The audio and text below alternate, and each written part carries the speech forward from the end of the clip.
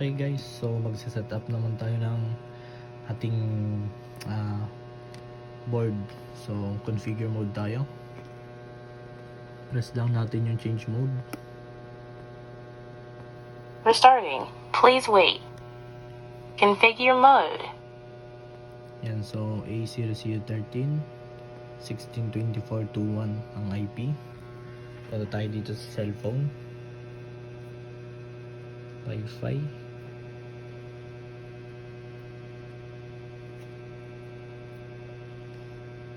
And then ito, Vendo config A0013. Yan. So naka-connect na ako dito. Ang password nito na default is ABC. ABCD 123456789. Makikita nyo siya dito. Yan. Diyan nakalagay yan. Connect lang ako.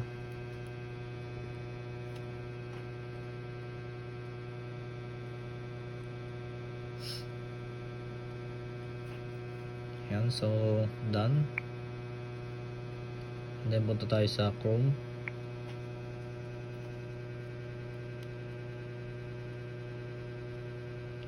Type natin yung 16. So ito, configuration mode. Yan.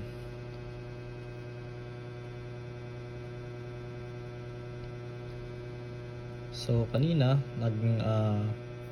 nag-insert kasi ako ng coin, so reset lang natin to. So dito nyo makikita yung transactions and revenue offline. Yan, so reset lang natin. Yan, 00 na ulit. So dito pwede natin baguhin yung price. Gawin natin 10 example, and then update. And then dito naman tayo sa relay duration. Ayan. So pwede natin palitan ng pangalan. Kunyari is preheat.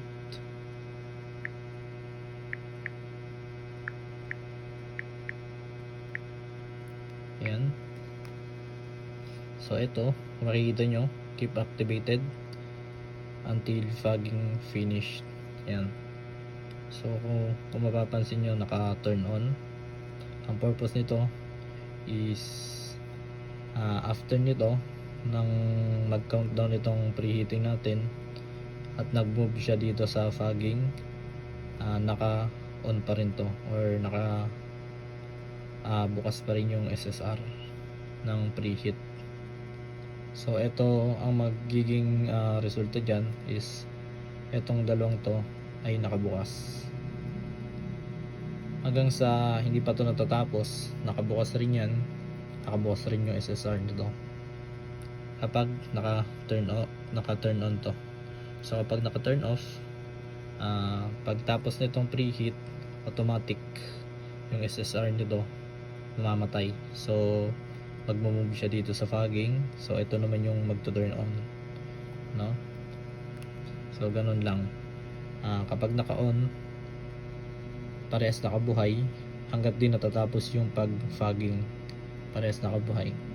So kapag naka-turn off, nakapatay yung preheating, tapos yung fogging natin is naka-turn on. So ayan. And then baguhin natin yung duration.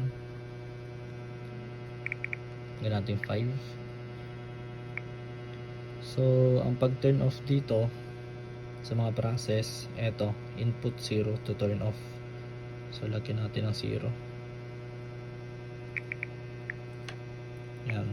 So ibig sabihin, pagtapos ng preheating natin, diretso na agad siya sa vacuum kasi itong fogging natin is naka-turn off. So pwede rin tayo mag-turn off dito ng iba. So kunyari ito, drying or dryer. Yan, gawin natin 0. So naka-turn off kapag 0. So itong mga button na to, itong test preheat, test fogging, so papakita ko sa inyo. Yan. Yan, so eto nakabukas. Yan. Yan. So pang testing ng relay. So ganun din dito sa vacuum. Yan. Eto, pinaka-on. So pwede nyo patayin yan. Ayan. Yan. Okay. So kapag tapos na kayo mag-configure, update duration lang. So gawin natin tong 5 para mas mabilis. Yan. So update. Yan, okay na. Okay na yung relay durations natin. And then dito naman tayo sa Wi-Fi connection. So gagawin nating naka-online mode yung ating ESP32 or yung ating machine. Enable lang natin yung Wi-Fi. Ay, sorry. Back natin.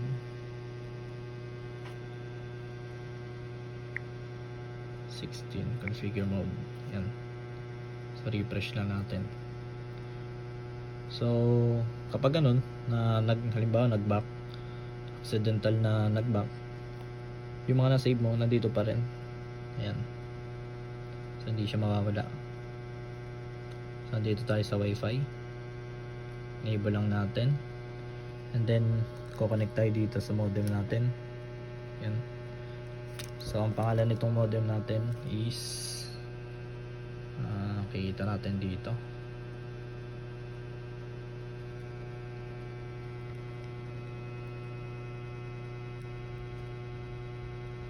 Yan, ito. Itong Helmet Ventonet. Yung pangalan niya ng Wi-Fi niya, ng modem natin. Yun yung ilalagay natin. So kung ano yung nakalagay dyan, saktong-sakto. Pati yung mga uppercase. Yan. Ilalagay natin. Yan. So kapag nagkamali kayo, kahit na space, hindi magko-connect yan. Dapat saktong-sakto. Walang labis, walang kulang. So click ko na lang to para mas mabilis. And then yung password nya ng modem natin. So kahit makita nyo naman to, hindi naman kayo makaka-connect dito.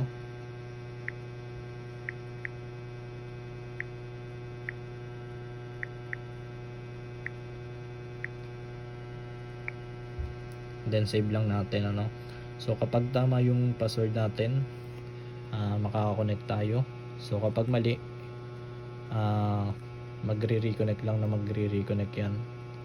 So kapag ganun, i-edit nyo agad yung password or yung SSID kung saan may mali. So save natin. Yan, success. And then dito naman tayo sa security. Ito yung password ng ESP32 natin. Yan. Pag connect tayo sa Wi-Fi nya, yung password dito ang ilalagay natin. Yan. Ito yung default. Ito yung default na password. So mas maganda kung papalitan nyo agad to, kasi lahat ng board ganito ang password. Ayan. So hindi ko na muna papalitan yung password natin sa Wi-Fi. Ayan, check natin, save ulit natin, double check, and then move tayo dito sa advanced. Check natin yung advanced. So etong HCSR04 na to, gawan ko na lang separate video kung paano i-set up. So ito yung float switch. Ito yung disable muna natin to kasi naka-enable to. Hindi nyo kasi pwedeng pagsabayin yung dalawang sensor. Then update. So ito i-enable natin. So itong sensor na sa taas, gagawin ko na ng bagong video. So coin acceptor debounce time. So kung hindi accurate yung coin acceptor nyo, pwede nyo siyang palitan or i-calibrate. Yung iba kasi kapag naguhulog ng kunyari is 10, sumusobra, nagiging 12 or 11. So pwede nyo siya i-calibrate dito. So system restart, yung ESP32 natin is magre-restart every 2 days. So pwede nyo siyang i-turn off kung ayaw nyo mag-restart yan every 2 days. So pwede rin kayo mamili kung gaano katagal. Yan, may 3 days, 12 hours, every 12 hours. So ang purpose nyan is para ma-refresh yung ating system. Yan. Kasi gumagamit na tayo ng database. So may built-in yan na server. Kumukonek yan sa server. So para ma-refresh, meron tayong system restart. Speaker volume, pwede nyong i-edit. Yan, so testing natin sa 15. Hello, this is a test volume. Yan, mahina. So pag nilakasan natin, 30. Hello, this is a test volume. Yan, so set volume lang. So etong nasa baba na to, wag nyo nang i-edit, kasi ito is para sa mga developer at yung mga expert na nagko-configure talaga nito. Sila lang nakakalam nito. Yan, so kung ano yung mga default dyan, wag nyo nang baguhin. Yan, so dito tayo sa about. So yung about lang natin is dito nyo makikita yung serial number. Restart na natin ulit, change mode tayo ulit. Restarting. Please wait.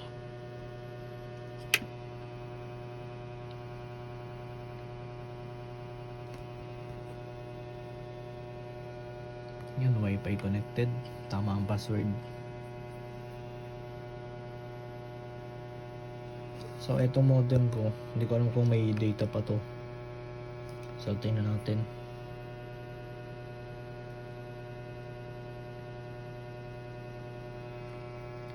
Kasi yung huli kong check dito, 10 MB na lang. Hindi ko alam kung may data pa to. So mukhang wala ng data yung modem ko, kasi ayun yung mag-initialize ng server. So kapag ganyan, restart lang natin yung ESP32, or pwede nyo siyang bunutin muna sa saksakan, then i-plug nyo ulit. Ay, ulitin natin, and then change mode tayo. Restarting. Please wait. Configure mode. Yan, so naloadan ko na yung ating modem. Ang niload ko dito is yung sa Smart na no expiry, 2 gig. So yung 2 gig na yon, siguro tatagal siya ng mga 8 months or 10 months, depende sa gamit, ano. So yung ESP32 naman natin, maliit naman ang gamit na data nito. So change mode ulit tayo. Restarting. Please wait.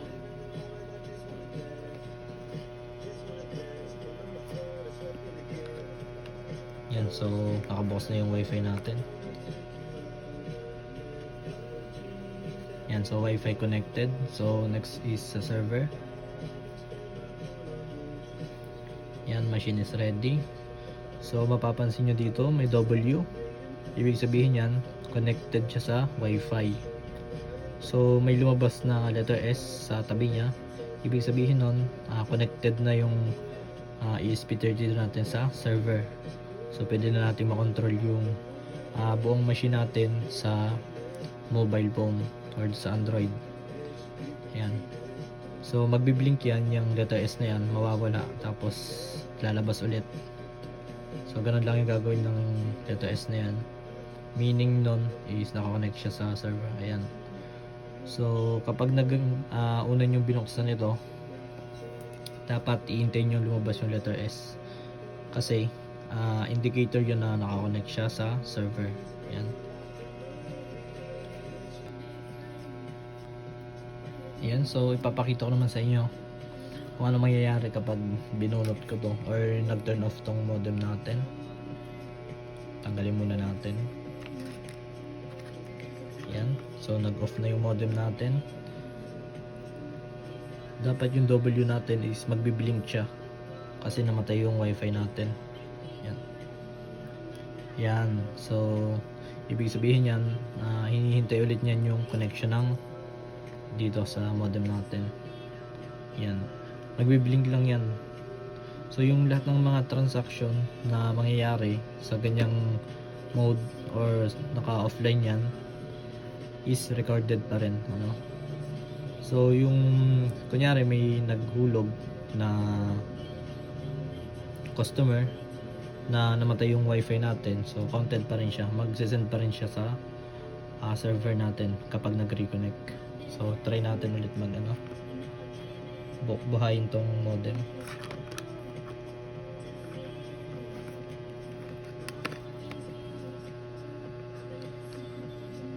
Yan. So isang kamay lang yung gamit ko, mahirap ikabit. Wait lang, kabit ko lang Yan. So connected na. Hintayin natin mag-restart yung modem natin. So habang nagbubukas to, magbiblink pa rin siya. So auto connect yan, naka auto connect.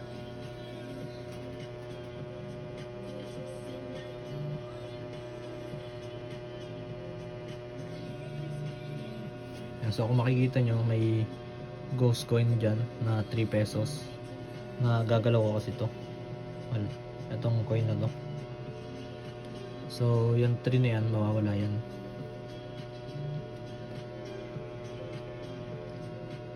Automatic yun na mawawala. Ayan, so buhay na yung modem natin. Tapos yung wifi natin nag auto connect na, naka steady na siya. So server, ayan, nag auto connect na rin yung server natin. So may letter S na. So yun lang yung i-check natin sa machine natin, no? Yung S and W kapag nasa online mode tayo. Kasi ito yung dalawang to, ito yung pinaka-importante.